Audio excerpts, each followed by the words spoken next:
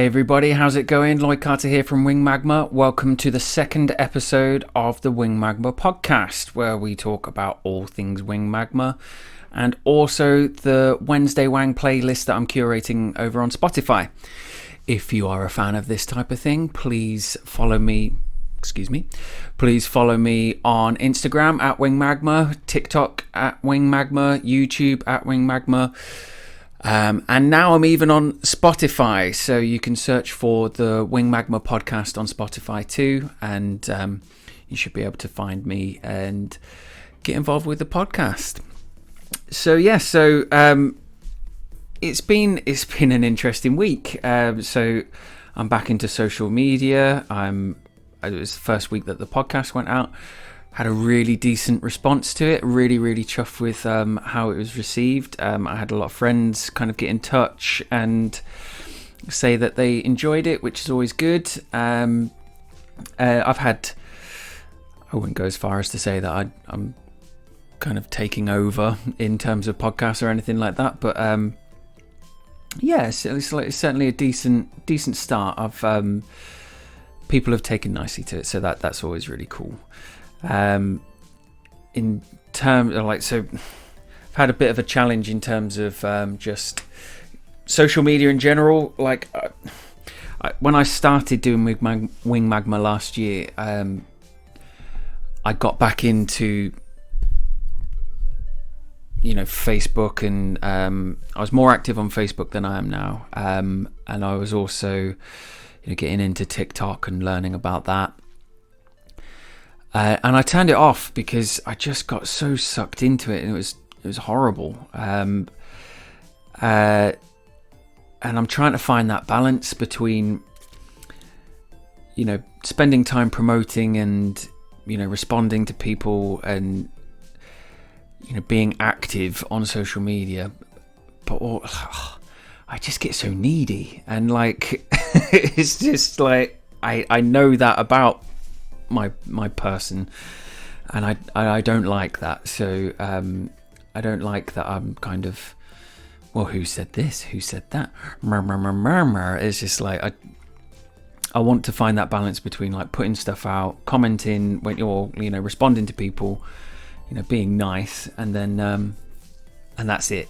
If I can do it and not be needy, cool. Can't promise that though. But in terms of Wing Magma itself, it's been a pretty interesting week too. So it's plugged in. I'd pick it up and show it to you. But my Digitech drop pedal arrived. So I ordered that about 2 months ago, and that was in order to try and help keep my guitars in tune, because I play in such a low tuning. The theory was that I could just have my guitar in a standard tuning and drop it down, but it's not really made much difference. So my guitar itself is the problem.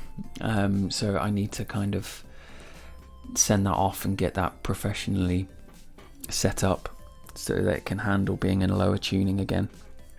But the drop pedals, loads of fun. Really enjoying that. And so I found myself just playing guitar for no other reason than just the fun of playing guitar, which was really good to do. Usually I kind of carve out a piece of time to come in here and play, and it's a bit regimented, but it was just there was no agenda other than just test the pedal out, see how it sounded, and just got really into it. It was a lot of fun. And then Saturday morning I came in and I gave myself a little bit of a challenge, and I've been for one reason or another, I get certain things popping up on my YouTube feed, and one of them was either an interview or something with John Lennon.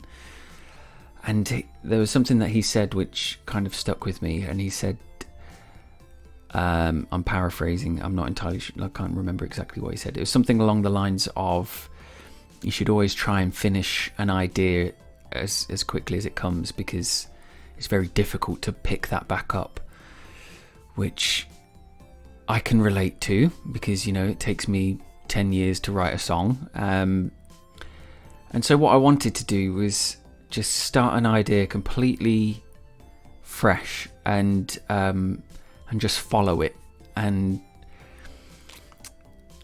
not try to let anything external to the idea influence the idea. So usually, like, I start to think, well, what are people going to think about this? Who's going to like that? I don't think they would like this, so maybe I should try this and that, and it ruins it completely. And it's about, I'm trying to find the confidence just to follow the idea, and if it sounds odd and weird, then cool. I would rather that than it sound like something else.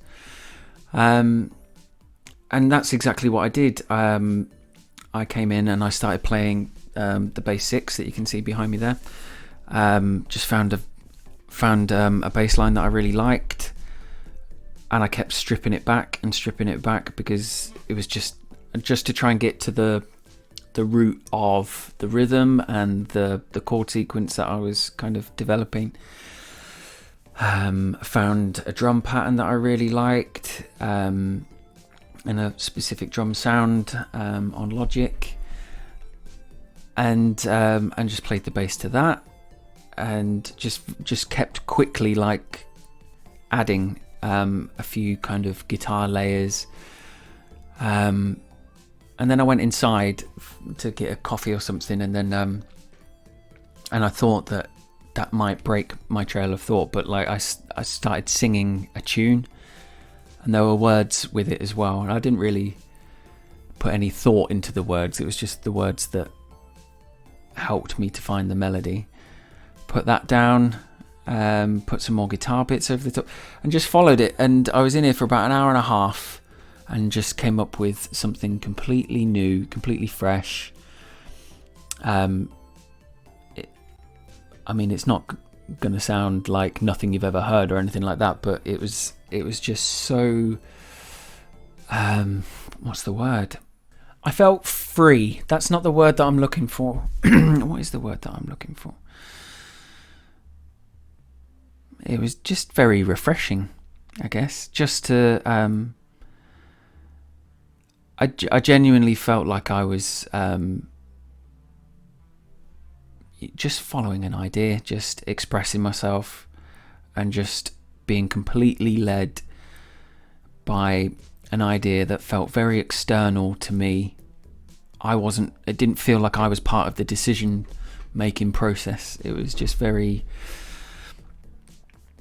like I say, I was just following it, and it was great. I had a lot of fun doing that, and it just made me ultimately reconsider what I'm doing, I guess, because I've got these ideas that have been kicking around for a long time, but then equally I had spent an hour and a half having more fun than I've had revisiting some old ideas, and perhaps that's what I should be doing. Perhaps that's a more honest representation of my creativity. So, food for thought. So that was really good, really interesting, and I think it's a product of the time and energy that I'm putting into the project. You know, it was great just to grab a little bit of time and use that to just to play and just to write and sing and have fun and enjoy my time in the studio, rather than kind of feel like I'm smashing my head against the wall sometimes. Possibly the way forward. Who knows?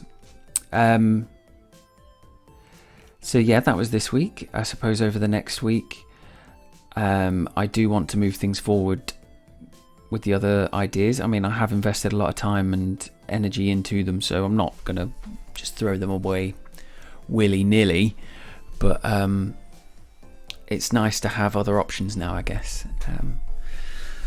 So that's what I'll be doing over the next week. Probably see if I can grab an hour, 2 hours, and just see if I can come up with something else completely different, revisit the idea that I started on Saturday. Who knows? Who knows?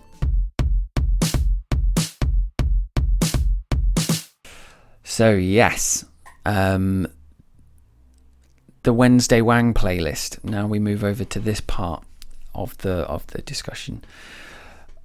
So incredibly chuffed with how this has gone down. I've had a few people follow it. I've had a few people kind of be inspired to do their own playlist, which I think is really cool. And it's just nice to. I'm probably going to get more mileage out of talking about music than I'm going to be talking about Wing Magma. So I don't know. Like it's early days for the podcast and things like that. But like it was so good just to be talking about music openly, honestly. I got the mick taken out of me because I wasn't particularly verbose with my descriptions. I think I said I may need to put a bit more planning into this, but like I think I said something like, "This is incredibly incredible," or something, whatever. I have no words. We knew that from last week, but like I say, it's nice to talk about music that I like, and for people to enjoy that. It's just been really, really good. So as a result of me putting time and energy into putting a playlist together about what I'm listening to, you know, the things that you focus on have a habit of expanding and taking, you know, feeding it and it grows or whatever. So yeah, I've been listening to more music. People have been pinging me more recommendations. I've just been finding some great stuff. I may have just had a good week, but there was just some really, really great music kicking about this past week. So very, very excited to be sharing with you what I've been listening to. This week I haven't really got many projections. So last week I sort of said, right, I'm going to be listening to this, this and this, and I'm going to review this, this and this. But I haven't put together what I'm going to review yet. But again, anyone that's been following me on Instagram really enjoyed the nutshell reviews. They're really easy to put together, and I prefer reviews like that. Like, just tell me what it's like. Tell me, and it's just like it's only like it's a couple of sentences. Like, it sounds like this. It makes me feel like this. It makes me think and see this in my mind. That's it. And some of them have been. They've had some really good responses. Been quite popular. So yeah, I'll do more of those this week. But I am not at this point in time entirely sure what they are going to be. So yeah, let's go on to the Wang playlist. So here it is. I've called it the Wednesday Wang beta because obviously I'm recording this ahead of time, so I'll put this on the Wednesday Wang playlist when the time is right. So don't go searching for Wednesday Wang beta. It's unless somebody else has got that, you won't find this. But on Wednesday I'll update the Wednesday Wang playlist, and this will all kind of automatically update. So in heavy rotation this week, Daft Punk have split up. I say they're not like, I really, really enjoy Daft Punk. They have soundtracked my life for quite a long time. But I don't know, I didn't feel particularly upset, like I wasn't like that bothered that they're split up. I mean, I don't know, they haven't released anything for quite some time. That doesn't mean that I don't thoroughly enjoy the music that they've got in their back catalogue, but I'll be able to enjoy that forevermore anyway. But it was, oh god, I've had so much fun just revisiting some of their stuff. Some of their albums are particularly special to me. Discovery is up there for me in probably my top 10, top 15 albums. Like, I remember being at college when that came out, and I studied music technology at college, and one of the tutors there was just like, Daft Punk have released an album and people are saying that it's the best album ever made. And I remember thinking, really? Daft Punk making the best album ever made? And I got it and listened to it almost religiously, I guess, after hearing it. And it was just like, I'm very much a guitar guy. That's usually the stuff that I like.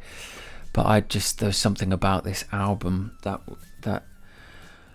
I just found absolutely amazing. Like, I just got so sucked into it. It soundtracked that particular summer, most summers after that. And really listening back to it now, to think that it's 20 years old. I mean, like, this was the blueprint for, I wouldn't go as far as to say dance music. I don't know the genre well enough, but there is a lot of production values that were set in stone on this album. I mean, I know the vocoder had been used before. I'm not saying they invented it, but man, did they set the blueprint for so much that followed it. And it's just an incredibly well written, well produced album. It goes on a journey. I think I remember when the album came out, the first three or four tracks on the album, there was like a manga video that went with it. Just so good. Digital Love was one of my favourite songs on that album, along with Something About Us. I remember recording, I did a version of that one for one of my university projects, where I kind of just recorded everything with analog instruments, and just brilliant. Robot Rock, that is a bit of a deep cut. It wasn't as buoyant in their catalogue, but in terms of me listening and re-listening to Daft Punk, I wasn't a big fan of Human After All, but that track, it just kicks ass. And going back to And So I Watch You From Afar, their opening track on their first album, Set Guitars to Kill. Set Guitars to Kill. The first time I heard it, I thought they were covering Robot Rock, because it's got that down down down down down down, but it's just their opening track. I don't know if it was intentional or not, but just listening to it now, it's just like, yeah, there's a connection there. Random Access Memories is a phenomenal album. I've guys at work bought that for me on vinyl for my birthday one year, and it's like a lesson in electronic music production. Again, like, anybody that's not listened to that album, treat yourself. Just stop whatever you're doing for an hour and a half and just listen to it. It's an experience. I love it. So Homework, another great album, and this track in particular. So one of the content writers that I work with, Damon Carter, no relation, just a happy coincidence. He told me to check this track out. Now, like, I remember Homework I used to listen to a lot, but I couldn't tell you many of the titles of the songs. And as soon as I put it on, I was 16, 17, listening to this in my bedroom. I thoroughly enjoyed that. So that is they've been in heavy rotation this week.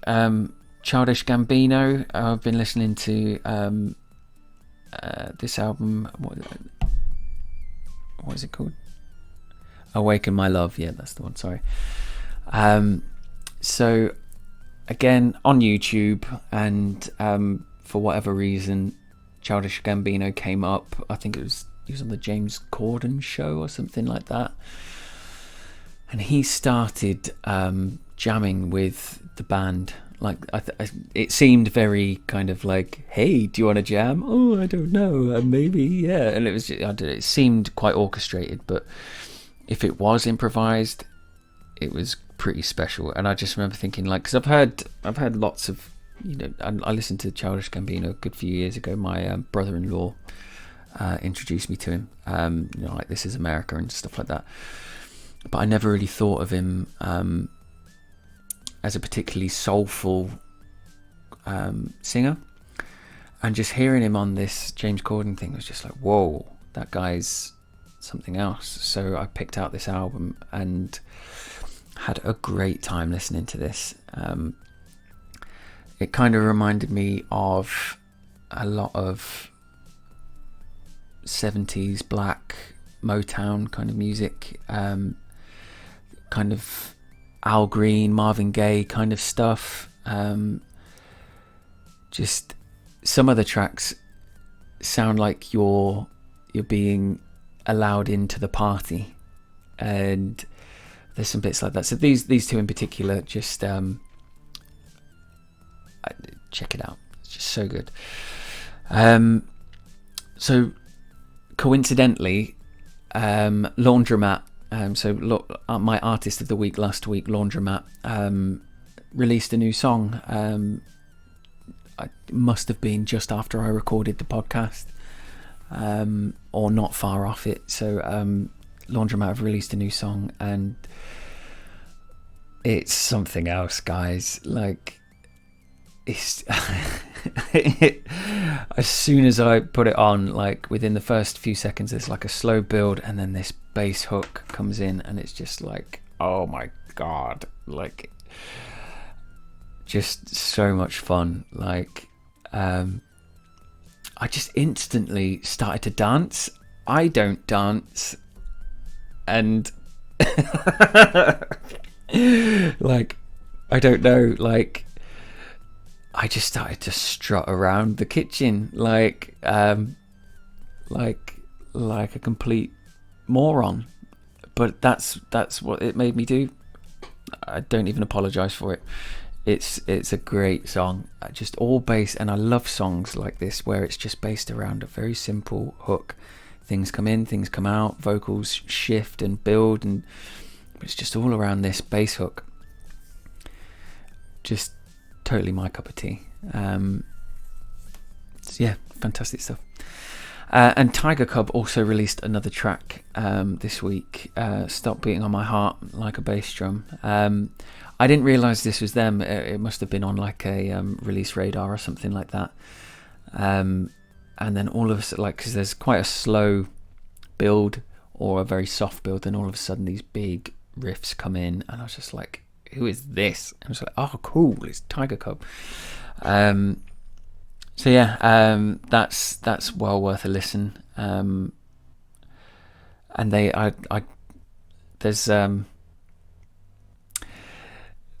liked my comment on Instagram, or they replied to my comment on Instagram. I was like, oh my god, they replied to me. So cool. Yeah, so these are the things that have been in heavy rotation this week. So yeah. So now on to my artist of the week. So my artist of the week is an artist called Nancy. So it's Jamie Hall, and he is the singer from Tiger Cub. So another recommendation from my good friend Jamie Marlowe. He sent me a link to one of these tracks. Pleasure Pen. He sent me a link to Pleasure Pen, and it's just like, oh, I didn't realise that Jamie had his own solo project, and this is all sorts of great stuff wrapped into one. So yeah, the 7 foot tall post-suicidal feel-good blues what a title. Like just off the bat, like that is something else in itself. But this is a big mix of influences and styles. I mean, I was taken on a fantastic journey listening to this. Where do I start? I mean, some of it is, there's some kind of dark rock in there. I mean, like some of it's reminded me a little bit of 80s Matchbox Beeline Disaster. Some of it sounded very psychedelic and trippy, it made me feel like some of the Beatles on their trippier stuff. Like, it's trippy, it takes you to another place, but it's all rooted in great melodies and songs. It's not trippy like in a Aphex Twin kind of discordant kind of way. It's just all very musically harmonious, and it's just this wonderful journey. Some of it sounds very glam rock, like T-Rex kind of stuff. There's just so much going on in this. And I had a little read of the bio for this, and he kind of basically said that this is a more natural expression for him.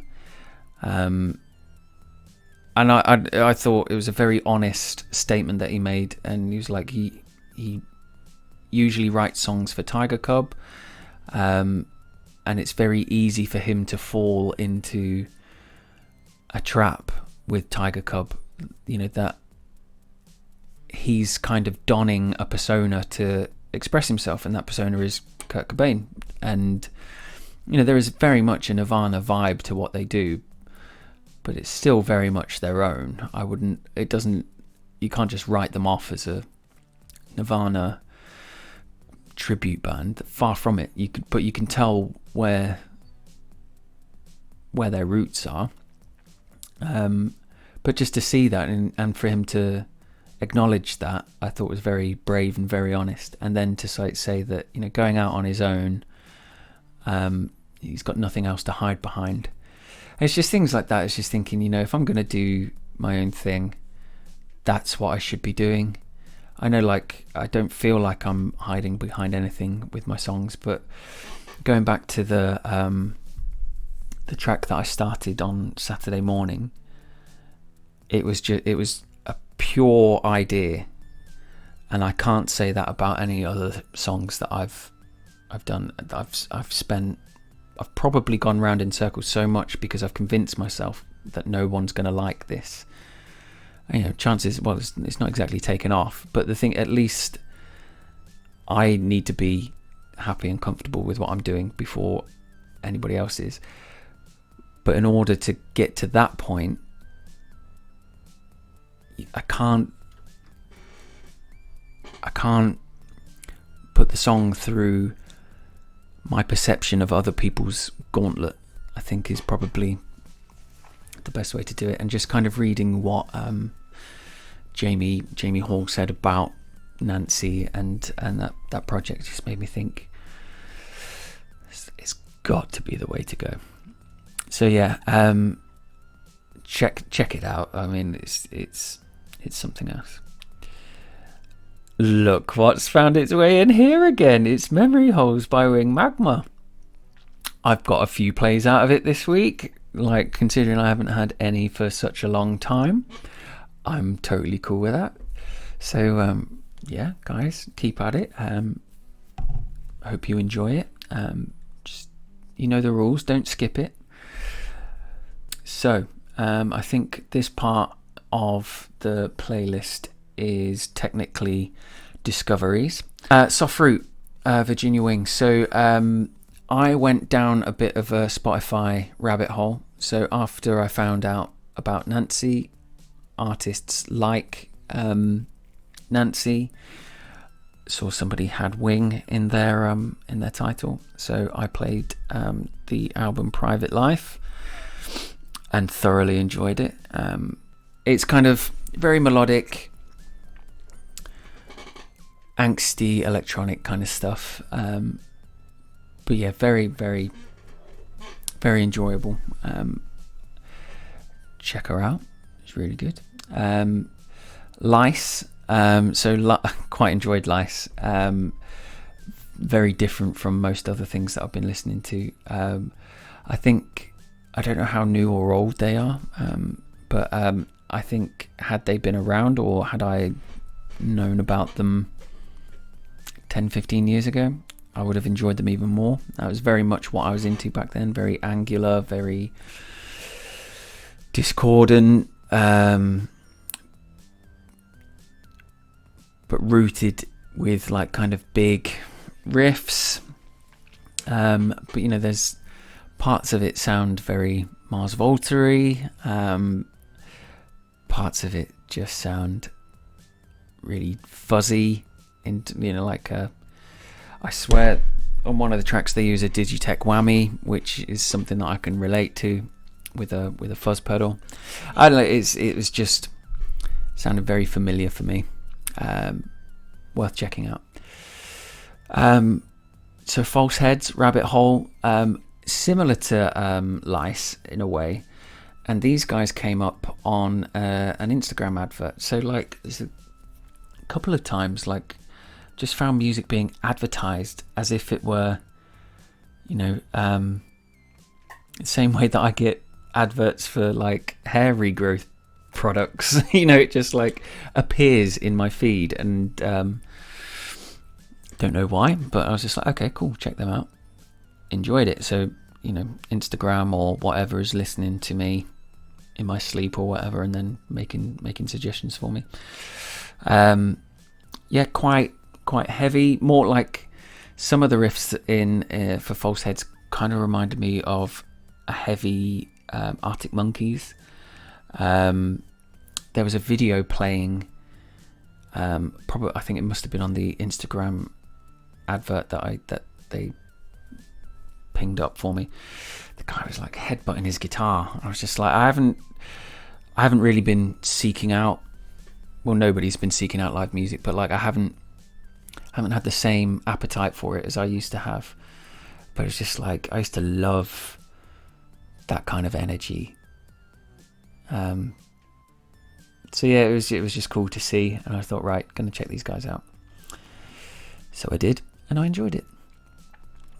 Outcast, So Fresh, So Clean. So again, kind of, say a bit of a random one. Like I sing this to Charlie, like when I'm getting Charlie in the bath or whatever, and he started to really enjoy it, and he started to ask for it on the Alexa and stuff like that. And Sarah sent me this video of him. He was on his potty, rapping. Well, he was miming to like all the rapping sections. He was singing the chorus, and then he was just kind of mouthing the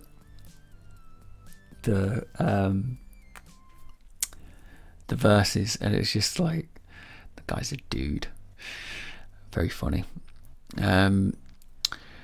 So this week I have listened to the Foo Fighters album, so I dropped it in here. I haven't listened to it all. I did get a bit bored, not gonna lie. What I read about it was that they're experimenting, they're trying something new. They've been doing the same thing for a long time, and now they want to kind of expand on that. Innovation is your own yardstick. It didn't really sound particularly innovative to me. I've chosen this track because like the drum rhythm is quite interesting, but the song itself, I don't know, I wasn't that bothered by it. You may be. See what you think. Right, so now I've got a few recommendations that found their way to me. So one of our relationship leads at where I work, Dan Woodhead, he listened to the podcast and said, I think you'll like these tracks, and he sent me 4 tracks. So Pure Morning Placebo, used to love that song, when I was at high school, so it must be quite old. But yeah, any excuse to listen to it again.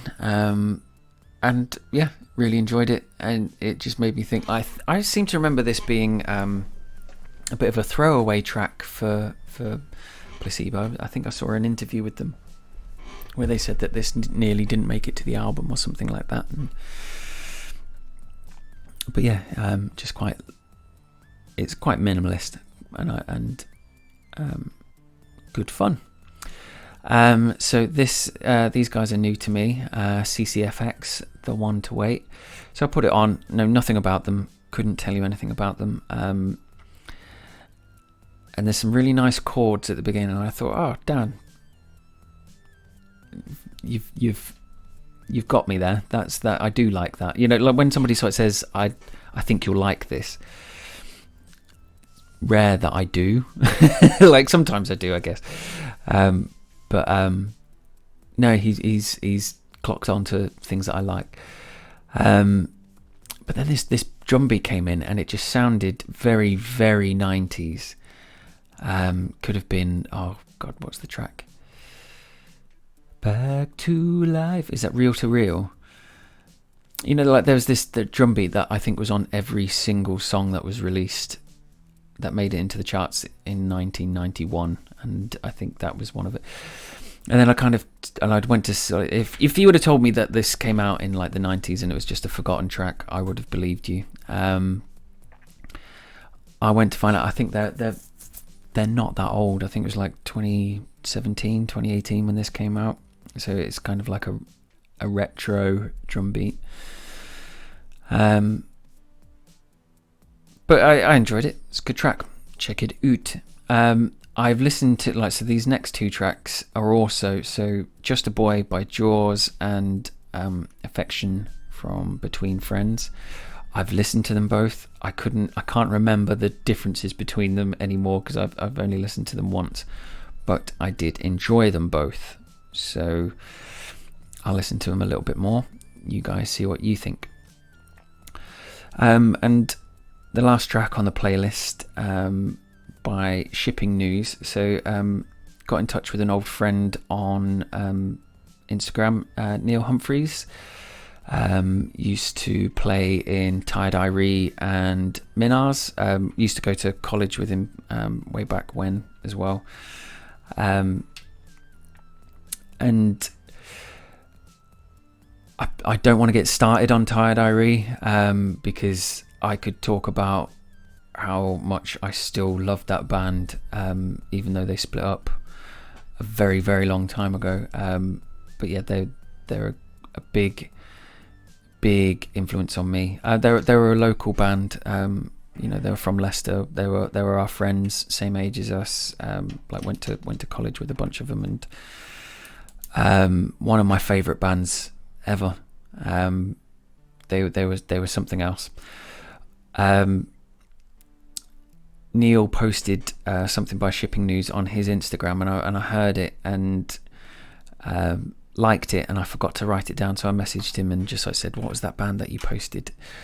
And he said Shipping News, and he said, funnily enough, when the first Tired Irie EP came out, somebody said that they sounded like Shipping News, which was a coincidence. He said that none of them had ever heard Shipping News, but he said that they do sound like them. I was like, right, I'm jumping on this.